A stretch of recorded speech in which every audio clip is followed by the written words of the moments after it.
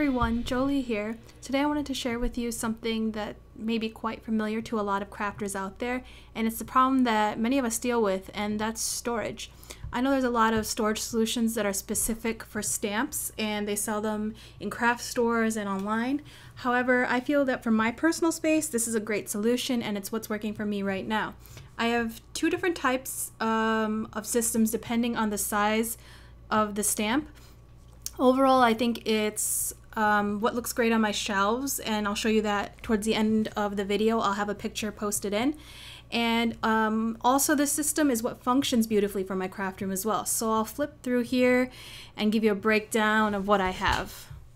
As you can see right away, I have two stacks. One is primarily my clear mini stamps. These front blue ones here are from Michaels.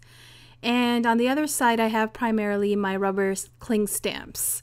These are a mix of sentiment stamps and image stamps.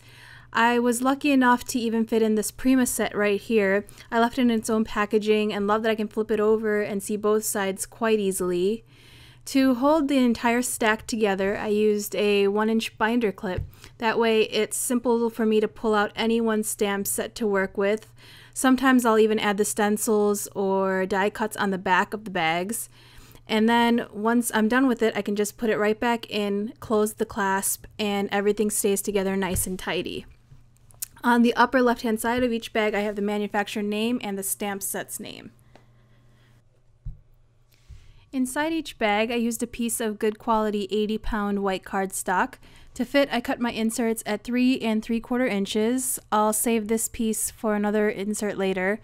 Then I cut the other side at 5 3/4 inches. After cutting a stack of these inserts, I then rounded all 4 corners.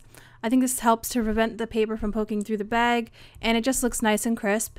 You don't really have to round the corners if you don't want to. These bags are actually great quality and don't tear so easily. Once I had everything cut, I inserted the sheets in between any packaging info and the actual stamp set and sealed them up. Then I began the process of labeling. To label, I used my P-Touch label maker by Brothers. It actually does 2 lines, so in the first one I added the manufacturer name, and in the second line I have the stamp set name. And then I just kept going through each stamp set and finished all the small bags, and that's the finished product that you saw. I used these bags from Amazon for my regular stamps. They measure 9.5 inches by 6 inches. And the inserts for these bags are 5.5 by 8.5. And I rounded the corners on each of these as well, just to help them fit into the bags easier. Again, I insert these with the original packaging that comes with a stamp. For these Simon stamps, I have the packaging in front. It actually helps me to find the brand pretty fast when everything's sorted in. Once that's done, I like to store them all vertically in this little box from Ikea. I love the box for a few reasons. First, it's built fairly sturdy. These require a little assembly, but it's not intimidating at all. Just a matter of creasing and folding some of the corners. You may notice that I have the lid added to the bottom of the box, and I'll get back to that in a second. I also love that there's a place to slide the label in, and you can see that I have a pre-cut label using designer paper here.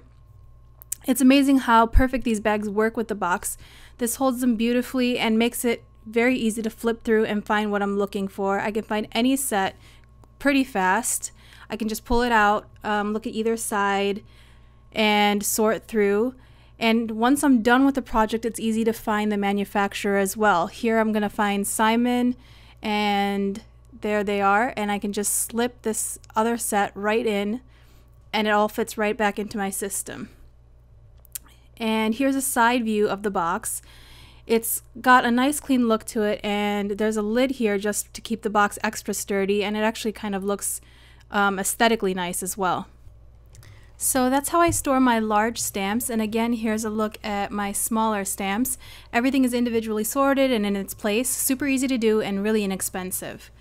Here's a shot of the way I store my boxes on my shelves. These shelves are closet-made shelves, which are a little smaller than Ikea Expedit shelves. The stamp boxes fit to one side, and on the other side are my mini stamps and just a few rubber cling stamps. So feel free to try this system and let me know how it goes. Thanks for watching. Bye.